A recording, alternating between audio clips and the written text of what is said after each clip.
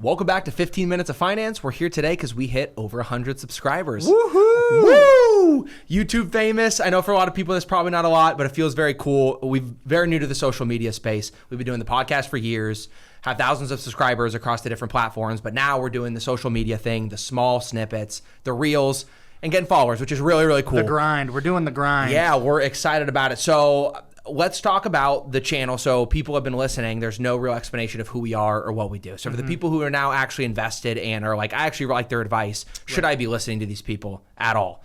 Let's talk about who we are. So why don't you go first? Tell the people who you are and why you're doing this.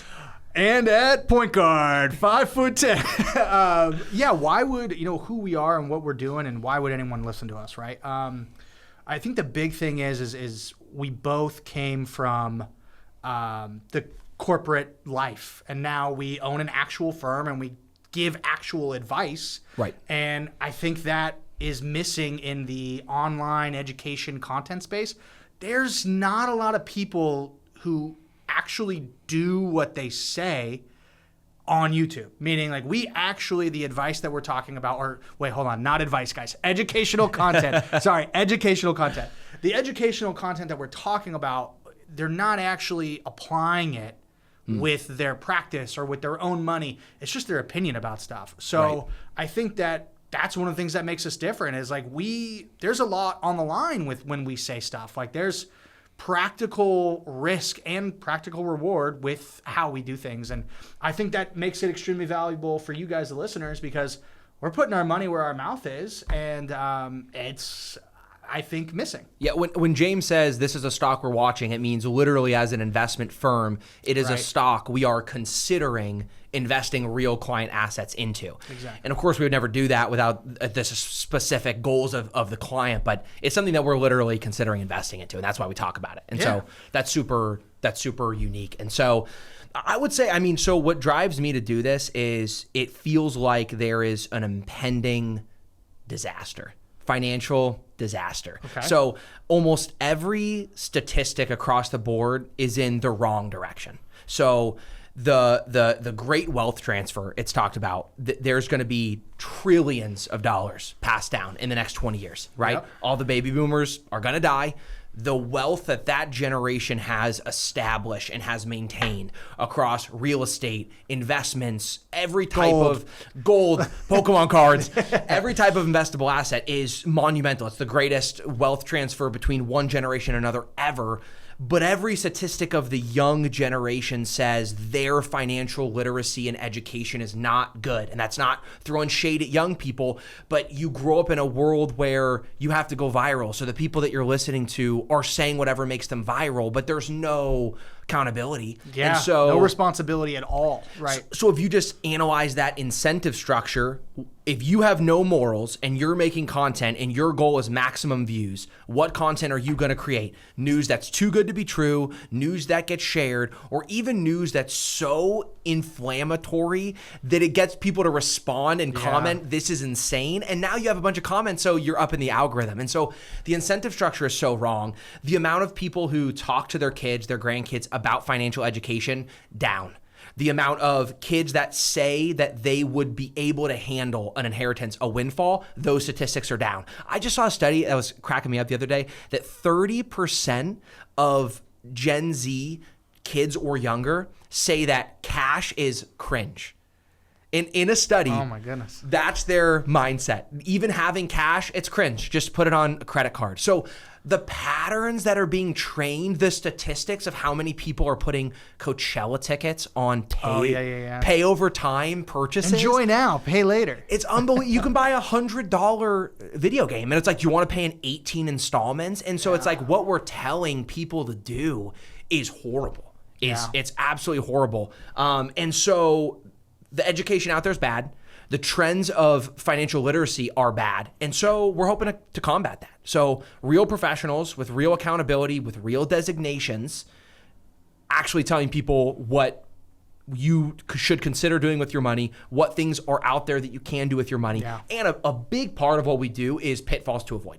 Yeah. Yeah. Huge thing is just, hey, here's something we saw. Here's why that's not good. Let us break it down. I know it sounds really good. Give me 2 minutes and I'll explain why it's a horrible idea. We are very much limited to by like the SEC or the CPA board, whatever our rules and regulation. It's the California Board of Accountancy. California Board of Accountancy. Yes. We're really bound to. Our language has to be incredibly particular. And so we're competing against these people that have the most that they have to do for their disclosures is this is not financial advice. Whereas when you and I speak, I mean, we have to word police like crazy. Because if we make even one false step, it's kind of like, oh, take the whole thing down. Well, I want you to give people perspective because they don't know this. The only reason we're able to even make content like this is because we've decided as an independent RIA that we're going to make content and completely police ourselves to make sure we're never doing, here's all the check boxes. Explain to people what your process used to be when you, at the firm you were at, there was a broker-dealer type of relationship. What did it look like to try to make a 60-second Instagram video? Yeah, so I wanted to do...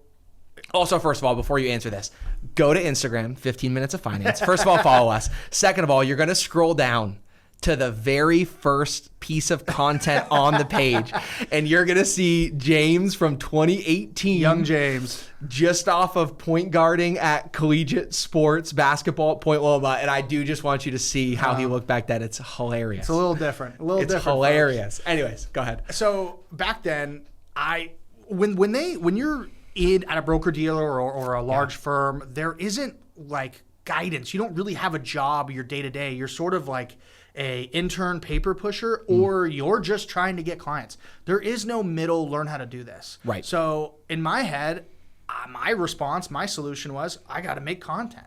I got to figure out how to become social media famous.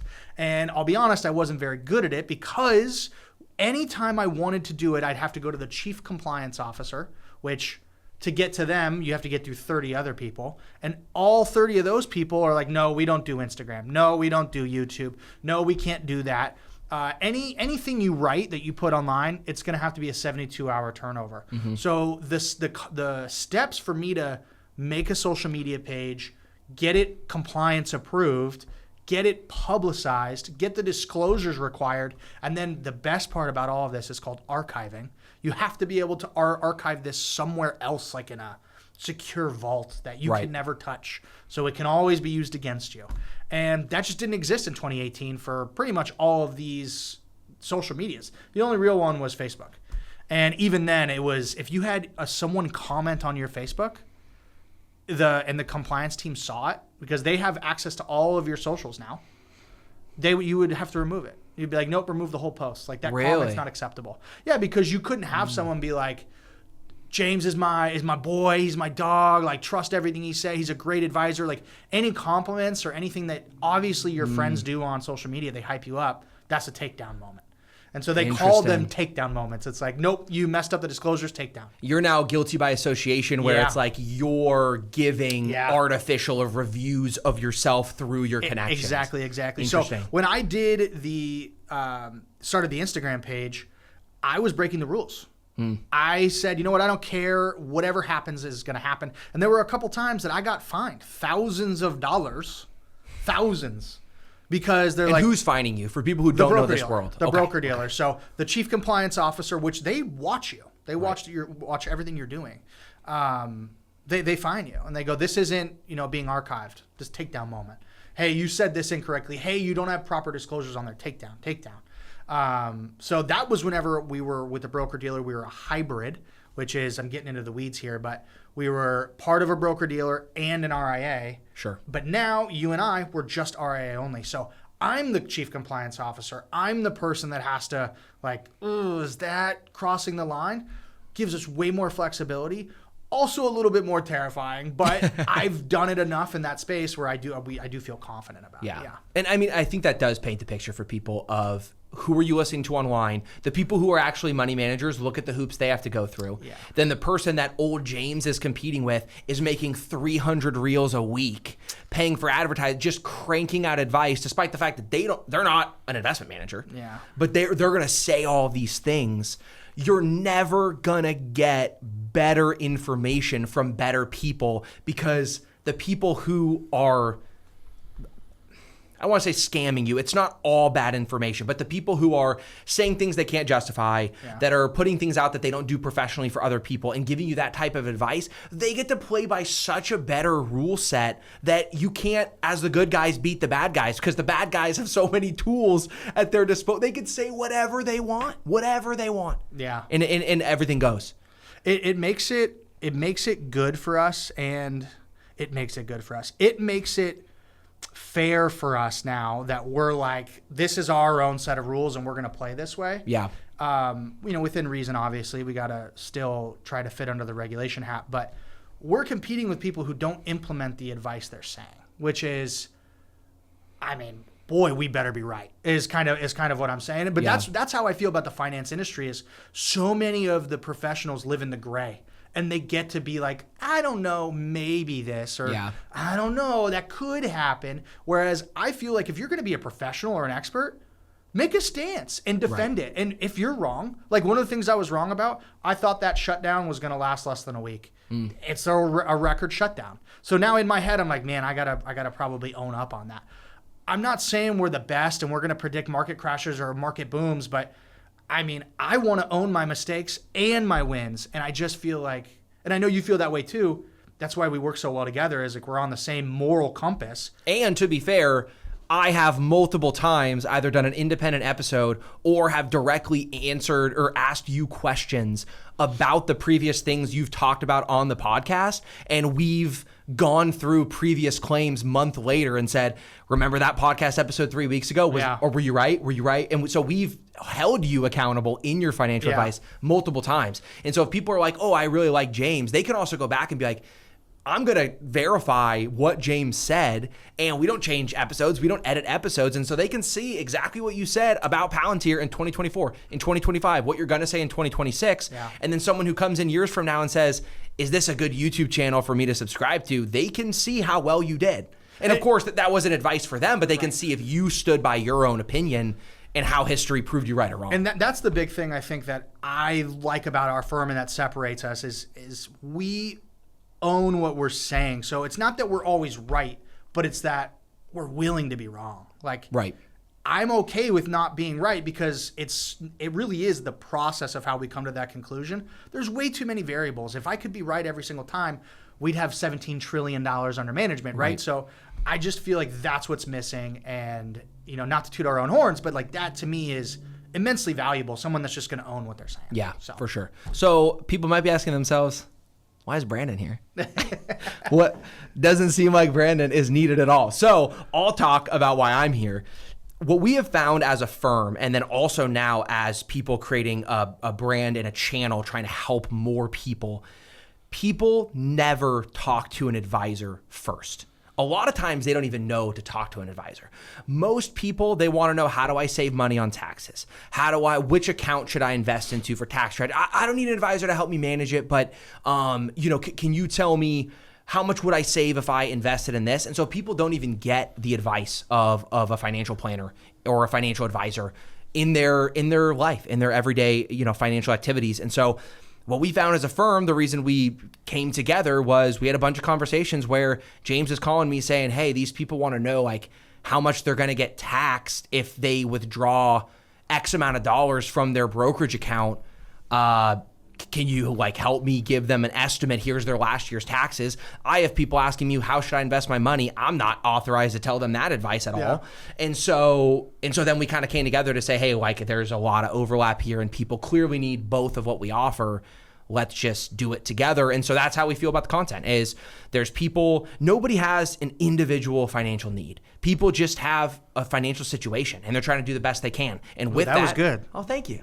With that comes financial goals. With that comes, what should I invest in? With that comes, how do I save on taxes? What type of retirement account should I invest in? Should I do a 529 plan or a new Trump account plan from the One Big Beautiful Bill? How should I invest money for those kids? Those questions have multiple parts to them. And so we hope that there's not really anyone doing this where people can go to a channel and just, you watch maybe a minute or two reel every day and you're getting advice about insurance, not advice. You're getting financial education. I think it's pretty clear we're not telling someone to do something here, but you're getting financial education about insurance, about investment accounts, investment strategies, stocks to watch, tax strategies, business ownership strategies, retirement accounts, all of those things. There's just not a lot of places where people can get kind of everything they need. And if you just stick with us, subscribe, send it to your friend, just watch the reels as they come up. It's minutes of your day every day. You will absolutely learn something. We want to give you guys value. I think that's the big thing is we're how do we yes, we manage other people's money. Yes, we do people's taxes. We help small business owners. Yeah. But we also, Brandon has said this many, many times, you can do this yourself.